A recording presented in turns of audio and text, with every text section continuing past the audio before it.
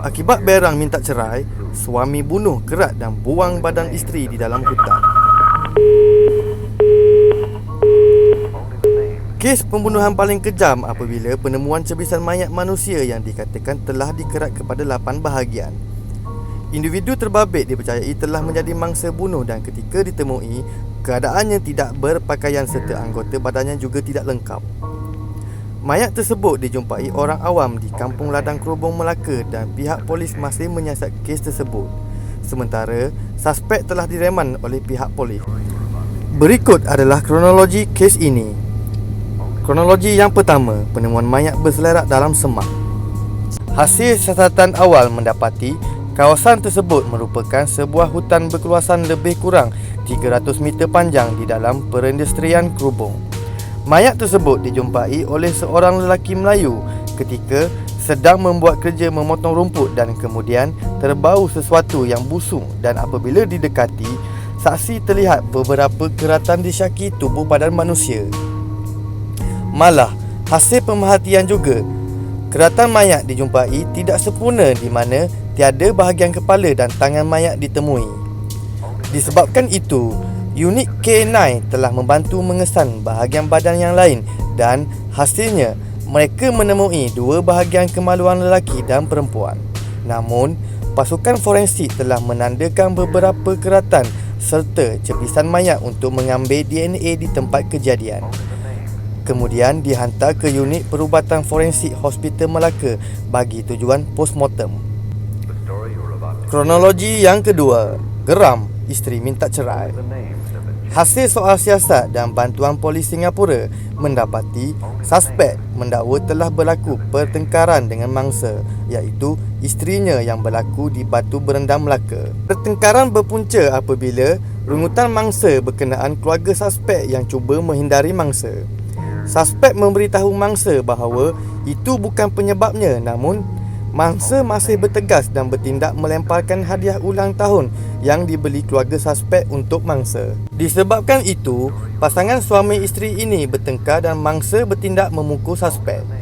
Pada peringkat awal, suspek tidak membalas tindakan isterinya, tetapi apabila mangsa mula meminta cerai, suspek mula hilang pertimbangan dan bertindak mengambil pisau di dapur lalu menikam mangsa. Suspek turut menggunakan sebilah parang untuk memotong kepala si mati kerana terlalu marah. Dalam masa yang sama, anak si mati berumur 10 tahun telah melihat apa yang dilakukan terhadap ibunya.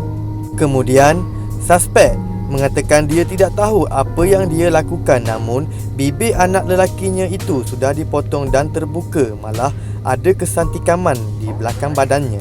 Kronologi yang ketiga, leraikan anggota badan dan buang di tempat berlainan. Setelah itu, suspek mula memotong bahagian badan isterinya dan bertindak memotong kedua kepala mangsa. Telapak tangan dibuang ke dalam bekas tong sampah di luar rumah, manakala bahagian tubuh yang lebih besar diisi dalam 4 beg kanvas untuk dibuang ke dalam kawasan hutan. Kronologi yang keempat, mengaku membunuh isteri. Semasa suspek bersama keluarganya iaitu bapa dan adik-beradiknya yang berkumpul di rumah saudara mereka di Singapura. Dalam perbualannya, suspek berkata dia telah membunuh isterinya dan anak lelaki mangsa di Melaka. Suspek dikatakan tertekan dan menggigil. Kemudian, bapa suspek memintanya untuk menyerah diri, namun lelaki itu bertindak meninggalkan rumah. Buat pengetahuan, suspek telah berkahwin dengan mangsa di Malaysia lebih kurang 1 tahun yang lalu dan mempunyai 4 orang anak hasil perkahwinan mangsa dengan suami sebelum suspek. Namun, suspek telah ditahan polis Singapura dan akan diserahkan kepada pihak polis Malaysia bagi siasatan lanjut. Kini, suspek telah ditahan pihak polis Malaysia.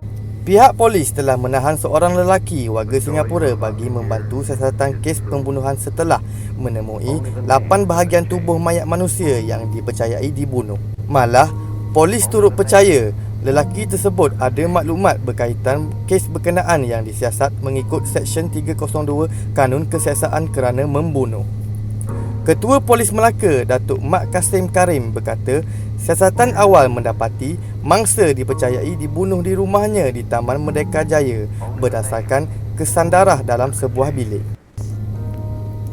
Sementara itu, Jiran mangsa yang enggan dikenali berkata, semasa ibunya menemui lelaki terbabit pada minggu lalu, tiada sebarang perubahan yang dilihat dan sejak 2 tahun mendiami rumah 2 tingkat itu, mereka tidak pernah mendengar suspek dan isterinya itu bergaduh.